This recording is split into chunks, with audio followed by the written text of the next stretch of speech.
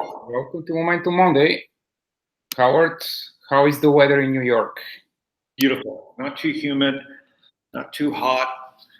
It's the only thing that seems to be working. The market should be as good a weather as New York is right now, but it's not. And so, welcome everybody. It is late in July. What day is it today, Ivan? July 30th. See?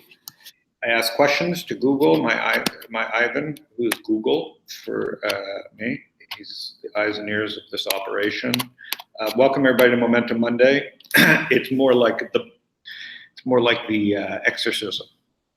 A lot of trends quickly reversed, which happens around earnings sometimes. And we're going to get to a lot of stuff today. All right, this week I'm doing Fintech Week, Ivan. So we're going to talk a lot about Fintech this week. Awesome. All right, so let's get to really the news of the day are the social media stocks. Okay, let me share my screen and then we can talk about them. Yeah, we'll get to the indexes first, but obviously Facebook and Twitter are the trend stories of the day. Yeah, of the week. Of the week, of the month, of the year now, because they remind people that stocks do go down. You got a slow connection? Yeah, I don't know what's going on. It was. Did you pay your utility bill? Of course. Okay, here it is. It's working. So. So if we. Oops. Okay, we're back. We're back. So I think if we look at Facebook and Twitter, we can learn a lot this week, and we're going to get to fintech obviously to end today's show. But first, we got to talk about the markets. And there was nothing wrong with Twitter. There was other than the fact that Twitter isn't as we were mentioning on this ride up, they aren't the best business.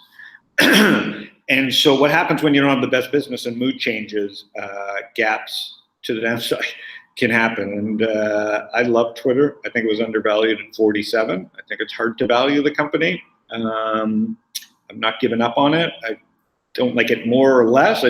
Nothing's changed except Twitter continues to underachieve and the market is pissed off. If we look at Facebook, it was, nothing has changed other than market sentiment.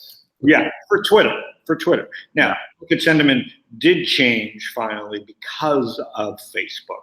People have overnight brought the stock back basically to the crisis levels of the Congress stuff. This is major. I mean, the Twitter stuff still an uptrend. Facebook's still in a major long-term uptrend, but now you've got two major sell-offs in the stock this year. And in the scheme of things, listen, Facebook, love them or hate them, they're not going anywhere with 2.2 billion people. I don't love the company, but it's part of my 8 to 80 portfolio. I was buying it, at the 150s this year. I'm not buying it again more down here. I'm going to watch because the market is looking for other places to put money. And we'll get to that in fintech in a minute. If we look at defensive stocks, Ivan, like J&J and Procter and Gamble, they were the laughing stocks of the market up until about a month ago. And that's Johnson & Johnson. If you look at Procter and Gamble, I mean, I can pull up blog posts where it was just getting silly in the sentiment. As Facebook was peaking and maybe as Twitter was peaking and maybe as the markets short-term were peaking over the last month, Procter & Gamble and Johnson & Johnson have staged pretty good counter-trend rallies. And so I don't think you chase defensive stocks here.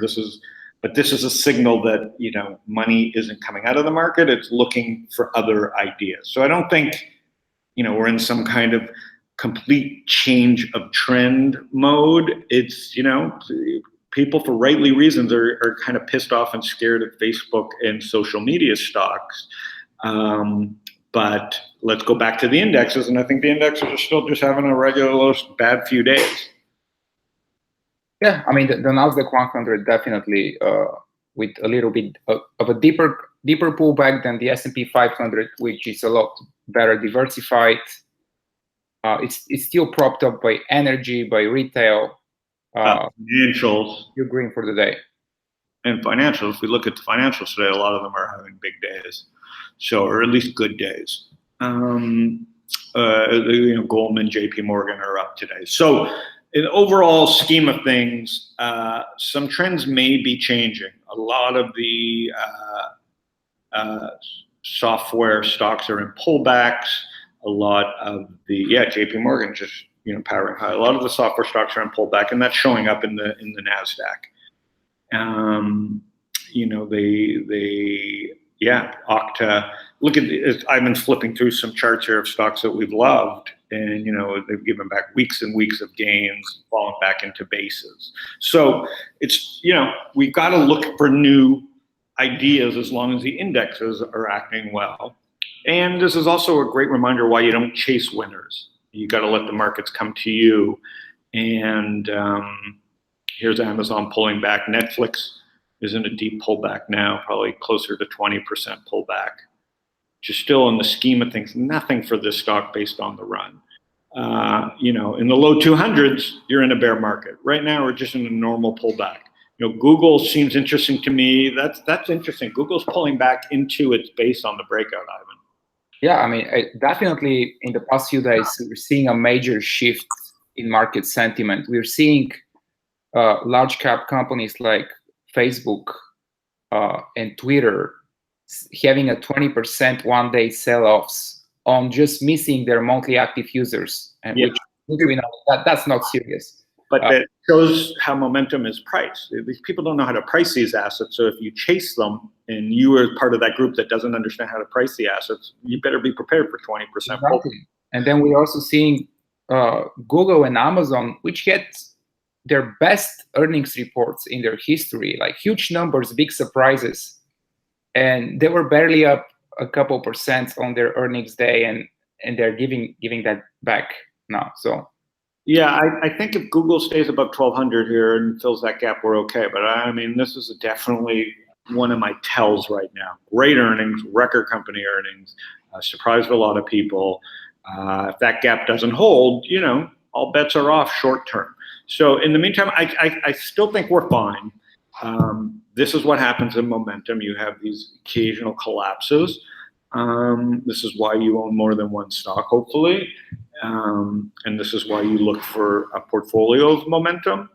And, right now, a lot of people are like myself, are very trapped in technology names because that's what's been working for so long. You have to be prepared to, take hits, play defense, move some, get rid of stocks that you've held for a long time because they violate trends. This is the hard part of the business when, weeks like this happen.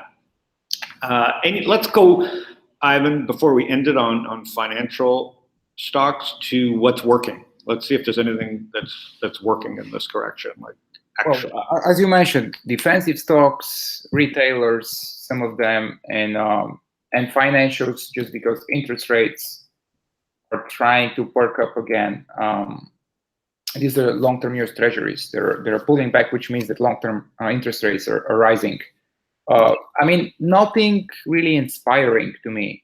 Yeah, I don't own this just because I want to put money to work. As a momentum investor, the financials just don't interest me. I know some of them continue in longer-term trends like JP Morgan and Silicon Valley Bank. But these reversals, that's a nasty reversal in Silicon Valley Bank.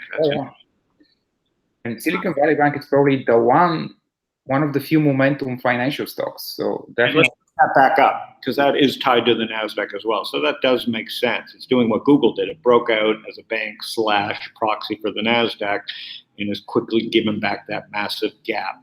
So that traps a lot of people. Those are people those last few lines there are people finally saying, fuck, I missed Silicon Valley Bank. I got to own it. And that's what happens when you when you chase, eventually you get put in a position where you're just completely upside down, and you got to make a decision. I think the market.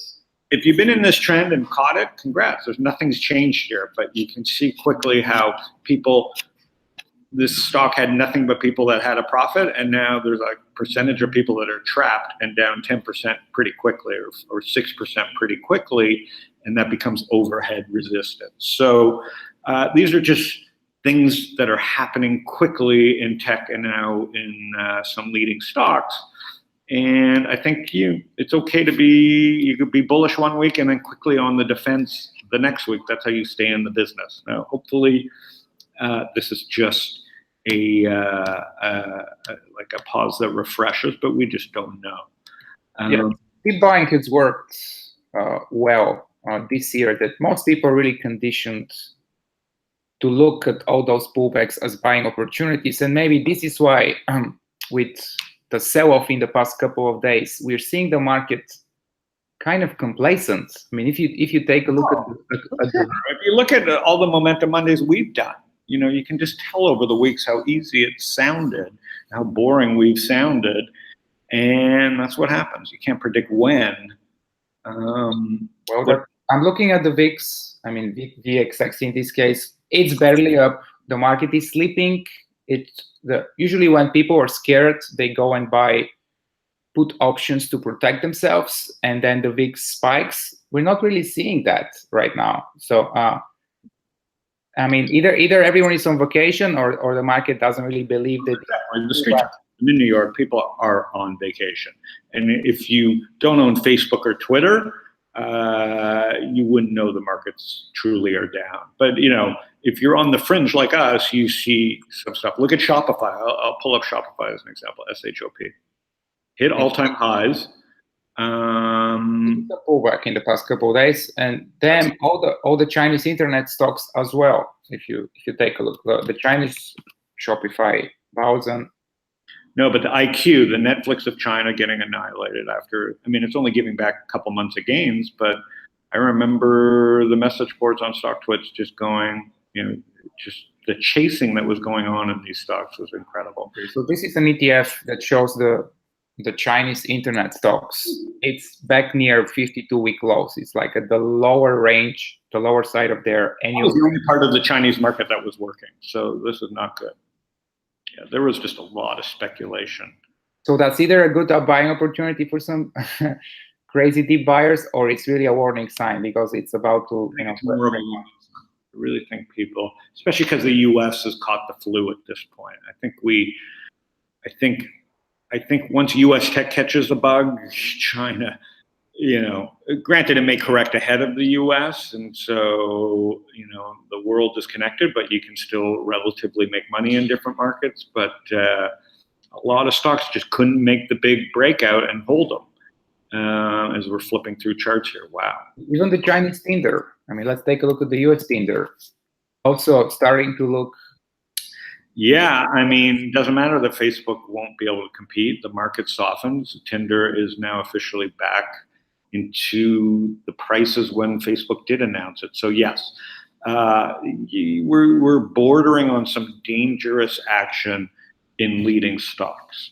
And so you have two choices. Obviously, you can panic early and get shaken out of some things that may just reverse here. You can stick to your plan and understand that in the momentum business and trend business, a lot of profits at the end of a trend are given back, and know that. Or you can buy the dip, which I'm not quite sure I'm sold on right here because I own a lot of stocks that I already I don't need to add to. But I think just an interesting little sell-off here. And it is summer, so the volume won't be there. But I think you have to. We'll know a lot more next week when we. Yeah, there's definitely many moving parts that you need to take into account. Take crude oil, for example, which it's kind of perking up today because you know that the U.S. is going to announce maybe new sanctions for Iran. So that's definitely can have a big impact. No, Iran is just in such a free fall in terms of currency and the markets and the mood. Yeah, it's I don't know what the ETF for Iran is, but I know the currency. I don't think there's one, but okay, I'll check. The currency is decimated. So, there's a lot of saber rattling going on, and Iran's definitely in the U.S.'s, the drum is being beaten. So there is some political stress that at this point is added to the fray. Okay, so on the bright side, let's talk about fintech a little bit. First, let me ask you a question. Are you bullish on CryptoKitties? No, not bullish on anything. I'm bullish on fintech. So if let's pull up a couple of the leaders. Let's pull up maybe Visa.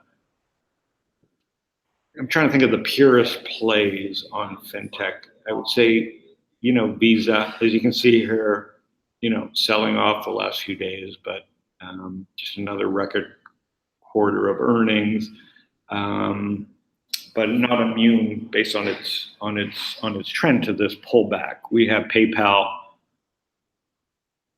which not a pure play on fintech, but it does own Venmo, which is, crushing.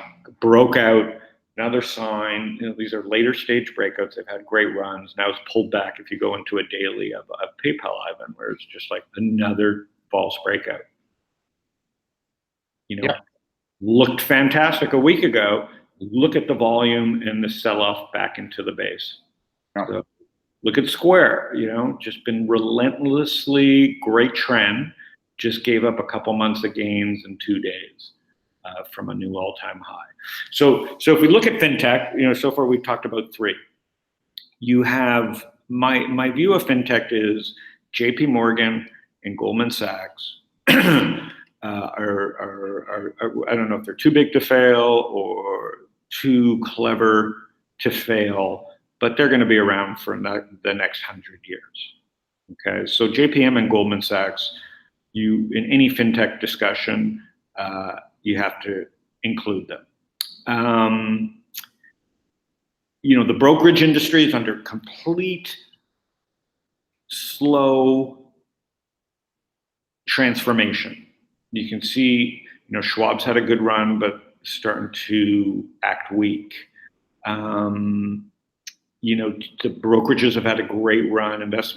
Interactive brokers, which probably, Ivan's got a chart up here, is probably the purest software as a service brokerage for institutions, has pulled back 25% from all-time highs in the last month and a half.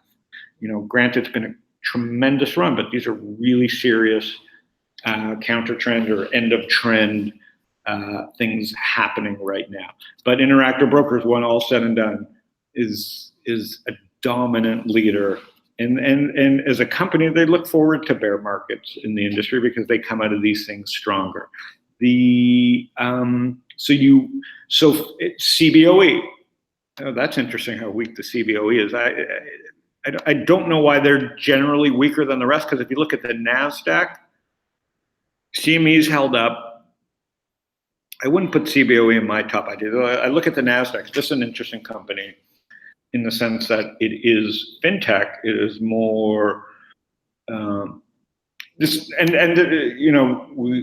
we'll end the public discussion of fintech here with NASDAQ in the sense that 15 billion market capitalization, so it's half the valuation of a Twitter, right? And this goes to my point of why Twitter is undervalued. Twitter, if they focus on being a piece of the NASDAQ, a bigger piece of finance, would have a better business model. And, okay, so market cap is now down quickly to 23 billion on Twitter from like mid-30s last week. So relatively, we can see why NASDAQ's holding up. This is why the froth comes out of these fringe social companies a lot quicker. NASDAQ's a $15 billion market cap with much stronger revenue base, a much more predictable revenue base. And so the market isn't punishing it in this pullback yet. But Nasdaq is really one of the more interesting fintech companies of the future because they've slowly gotten religion around shedding businesses that weren't core to the future and really focusing on good recurring revenue. And so you can see that I think the Nasdaq is one of these companies that will come out of this next, correction or stronger than probably the rest of them. I don't know why CBOE is underperforming. I don't really follow that company. Obviously, it's more related to options and index. Maybe there's more competitors in that space. There's something individually busted with that company, but I don't consider them as one of my fintech leaders when I discuss this stuff. But you can see how the stage is set for, by looking through these sectors, you can kind of see how when the corrections come, where your money should be focused and who the stronger companies are coming out of them. So I'm super bullish on fintech because this next generation of investors has so many ways to communicate, has so many ways to educate themselves. There's so many ways to learn how to invest. And there's so many trillions of dollars being handed down to this next generation that these kind of, if you look at it from that wider standpoint, then these mini kind of crashes and corrections that happen sector-wide and in technology and in the indexes really are pauses that refreshes in order to reposition your portfolio. Part of the reason I'm so focused on fintech is because the business model of transactions and commerce is so native to the industry. And so that is my focus this week on fintech. Ivan, let's just go through your SL50. Oh, there's Green Dot also, just incredible back end. The SL50, it's a list of momentum stocks, and they're a leading indicator. And as I mentioned last week, last week, Thursday, Friday, I already saw most of them pulling back, having a 4 or 5% down days. And today we're seeing a continuation of that, just more weakness across the board. Yeah. So, but let's look at some of these new ones. What's ViewRay showing up there before we go? What's VR? What is that? Medical appliances. Okay. Let's pull it up real quick on a daily. Okay, so it's a new issue, June of last year. So these are the kind of things that are interesting. Great breakout. What's the market cap? 840 million right now. So it's a small cap. I mean, obviously, pre-internet, this would be a huge company. Post-internet, $1 billion is a small company. Great base, massive breakout, interesting. And in a sector that, I don't know medical equipment, but needs to set up again. Just give it more time. Yeah, no, but that's a name for the list. What's this Intricon? Industrial IIN. I have no idea. It's more than doubled on the list for just 12 weeks. IIN. It's just one of those relentless trends this year. Yeah, it's tripled.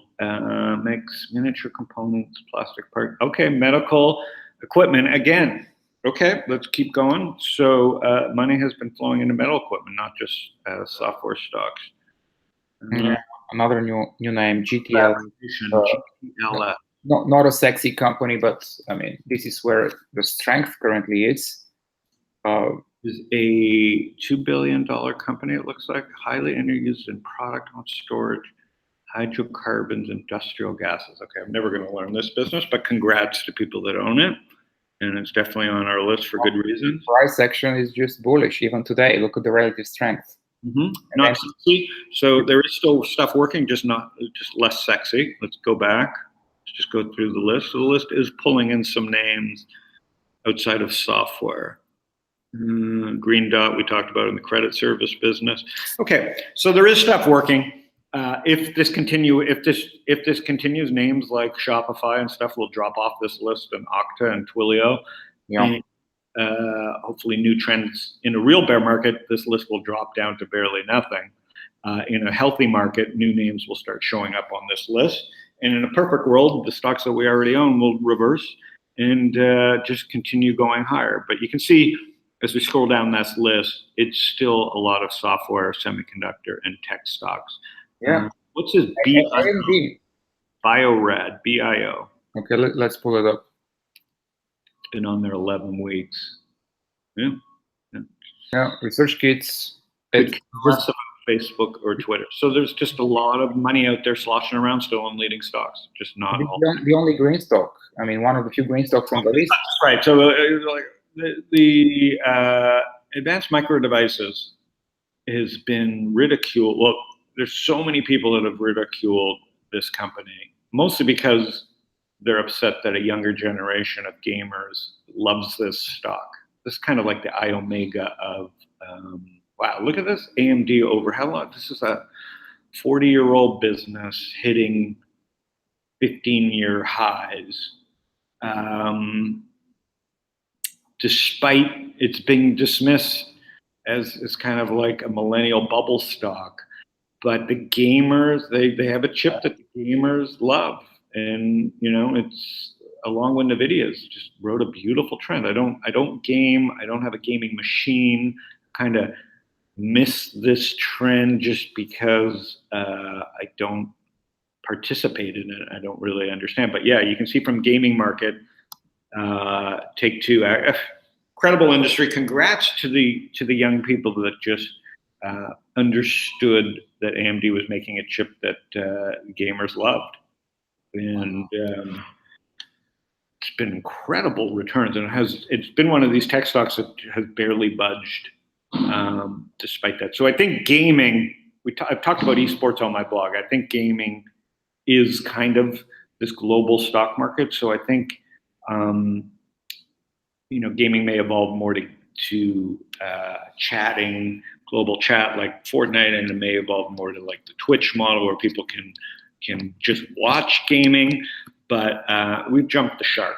And NVIDIA, AMD, Amazon through Twitch, Google with YouTube.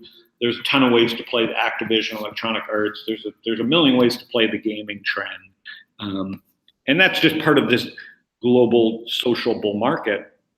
With everybody connected, while Twitter and Facebook may not be loved right now, there are many tech stocks that are going to continue to benefit from this rolling boom that is continuing around 24/7 internet and 24/7 365 commerce and 24/7 365 social connections. Facebook and Twitter need to figure out how they're going to get into these businesses themselves, deeper into the actual transactions of these businesses. So their stocks will continue to suffer because they've been priced for perfection. But I think, looking through these charts, Ivan, there's not, I don't see, other than a couple of these leaders giving back some big gains, that there's a lot to be worried about here. I mean, you might be right. Personally, I'm not really excited on the long side, at least this week, until I see some. I'm with you. I'm not rushing to buy anything this week. I'm quite comfortable standing by based on the price action that I'm seeing and studying some new ideas. But this is when you do some work and look for new ideas, as we talked about with medical research. So, for all people that missed Twitter, I mean, this is a great opportunity to maybe buy some. I think if you didn't own it, I think there's better ideas out there today. But if you I loved it at all-time highs. I've been selling along the way from the 20s, but I think you're okay to own it here. I don't think you're going to make. We're going to see all-time highs anytime soon, based on the mood changing around the sector and around actual company, the way they're dealing with the problems of the day. And so that is a problem. And the market is saying we've woken up to that problem. So I don't think it'll be a quick fix. And I think there are better places for new money. But again, if you like Twitter, this is a great entry point at 30. But I think you can do better in terms of, if you got to put fresh money to work, I think looking for a little bit of slowdown in the way it's descending and waiting for some more strength to start getting excited about the market, that's okay with me too. There's no rush that you have to own Twitter tomorrow. Okay, buddy, we'll see you next week. I'll be back in San Diego. Have a great week in San Diego. You too, Howard. See you. Thanks. Thanks to Marcus Smith for the data and the charts, and we'll see you next week. Yeah.